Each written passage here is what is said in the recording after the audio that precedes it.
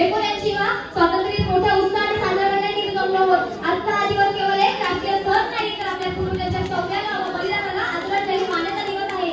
मित्रांनो, आपण ज्या स्वातंत्र्य अनुभवतोय ते स्वातंत्र्य आपल्याला सहजासाठी मिळालं नाही। त्यासाठी आपल्याला 200 वर्षाच्या इंग्रजांच्या 200 वर्षाच्या राजवटीच्या काळामध्ये आपल्या देशाला व आपल्या लोकांना खूप सारा छळ सहन करावा लागला।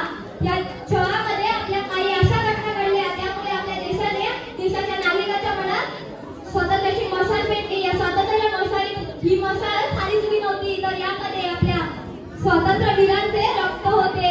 आपण आपल्या अशा अनेक संघर्षामुळे आपला भारत देश 15 ऑगस्ट 1947 रोजी मध्यरात्री 12 वाजता स्वतंत्र झाला आणि तिरंग्यातील केशरी रंग हा रंग शौर्य, त्याग आणि निस्वार्थपणाचे प्रतीक आहे। आपल्या बॉर्डरवरच्या सैनिकांच्या त्यागाचे प्रतीक आहे। तिरंग्यातील पांढरा रंग हा रंग शांतता, सत्य आणि स्वच्छतेचा प्रतीक आहे।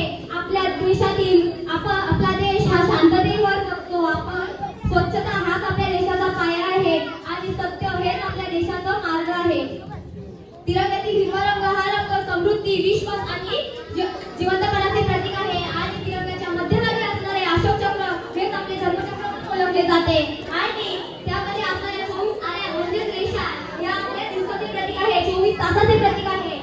आता अलीकडे झालेला पोरगंज झालेला हल्ला यामध्ये आपल्या देशाला हलवून सोडले। आपल्या